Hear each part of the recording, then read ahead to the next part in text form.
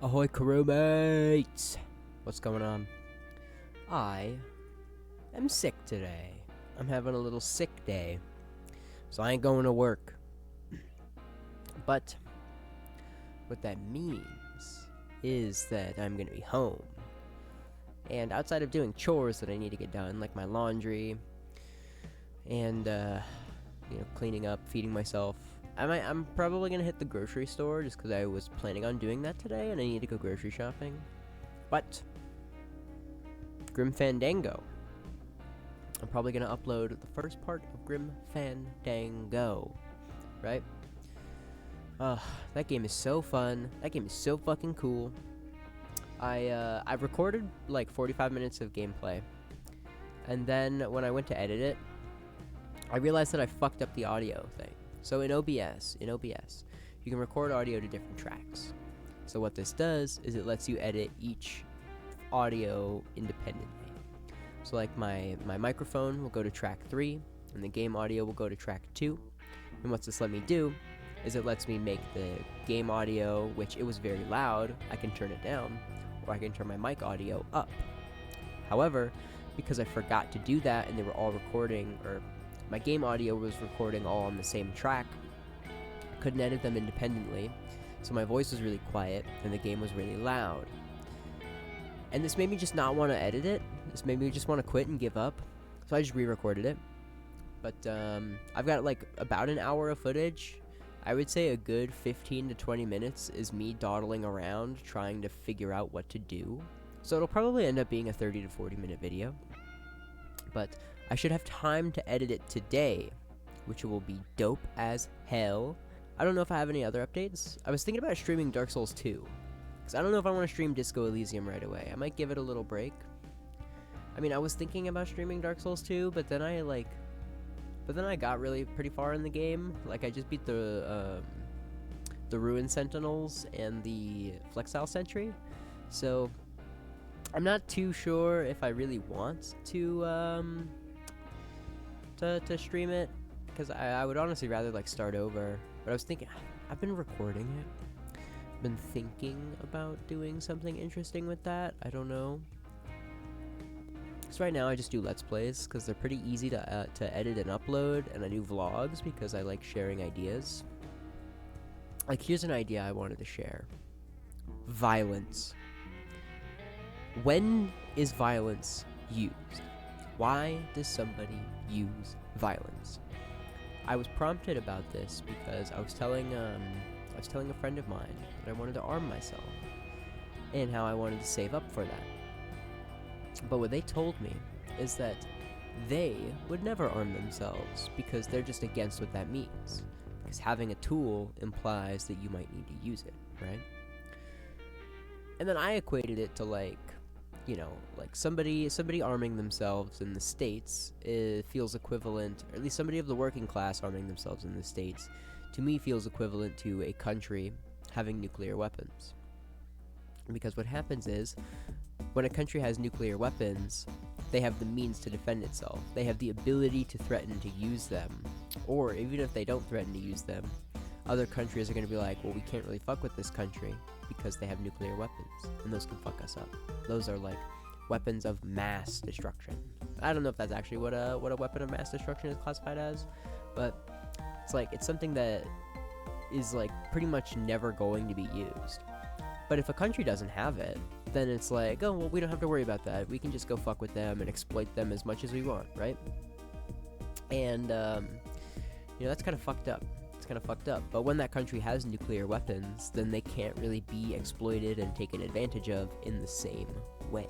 We live in a country where me, as a transgender person, pointing at the wrong flag, like, I've been hearing ideas, that the government wants to take away trans people's right to own weapons, which tells me, oh, maybe I should get one. Because, like, I was just reading more State and Revolution yesterday, and Lenin had written that Engels had pointed out the government or the state's tendency to take away arms from the working class. And that prompted me to think more about violence. What drives someone to use violence? And my thought was that it is when violence is enacted upon them. And when we live in a world that is founded from violence, when we live in a society whose, like, building blocks are violence, you can't expect those who exist in society to not use violence. When you work, and when you do labor, and when the surplus value from your labor is taken away from you, that's not really fair, is it? I would consider that a form of violence. It's not a very extreme form of violence. It's not a physical form of violence. It is more of an economic or financial form of violence, where if I bake 10 cakes, right? And somebody takes 9 of those cakes, and now I'm left with 1 cake despite the fact that I baked 10, and I didn't really give you permission. I just kind of have to do that to exist because of the society we live in. I would consider that a form of violence. And that is a form of violence that essentially makes me, the person who made those cakes, resort to violence.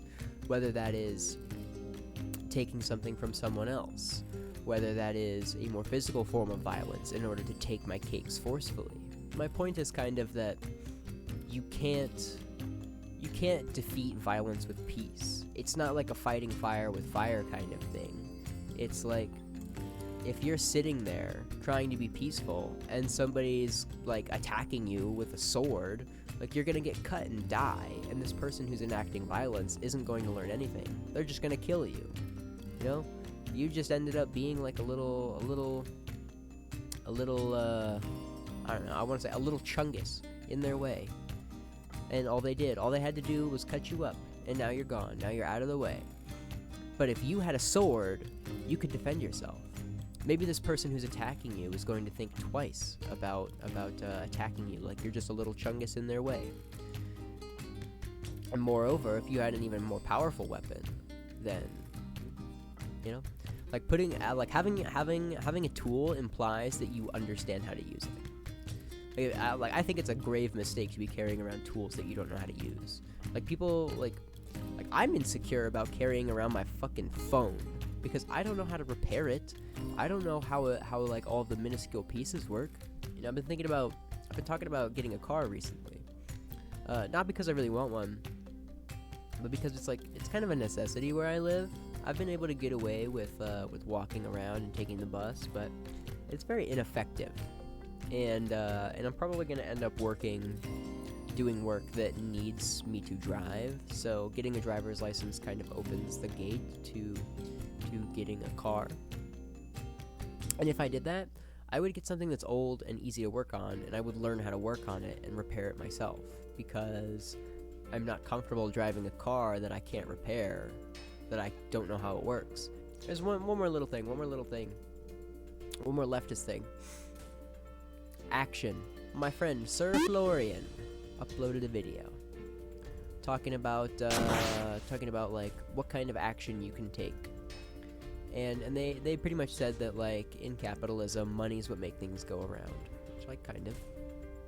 But they had kind of said that choosing where you spend your money is a way that you can affect, or is, like, the way that the thing that I got from his video is that it's kind of like, that's the main thing you can do, is choose where you spend your money. And I disagree. I think the main thing you can do is build up a collective, because as an individual, you're not going to do jack shit. Like, if you cause any, like, lasting structural or systematic damage as an individual, it's just going to be repaired. Well, I don't think you can make systematic change as an individual. But I think that what you can do is you can build up a collective. You can create groups of people who can do action, groups of people who can make their groups larger. And then you can actually get change done. Because one of the biggest things is that, like, the working class, so much bigger than the ruling class. And on top of that, the only reason that they have power and influence and wealth is because of us, is because they're extracting the surplus value of our labor. If we are not giving them that, or if we use the fact that we are the workers, that we are the majority, to revolt and to create systematic change, that's what you can actually do, you know? Like, it's not a matter of voting. It's a matter of working together and creating class solidarity and standing with the people of your class and standing for your class's interests.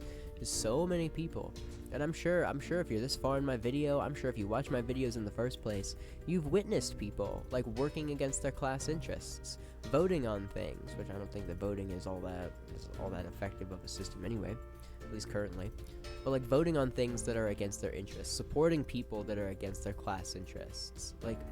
Like how many fucking Trump supporters are there that voted for Trump thinking it was going to like help them? How many business owners, small business owners voted for him thinking that like, hey, this is gonna be good for my business, this is gonna be good for business, but not really knowing that small business owners are like, from what I understand, small business owners are like petty bourgeois, petite bourgeois, little bourgeoisie.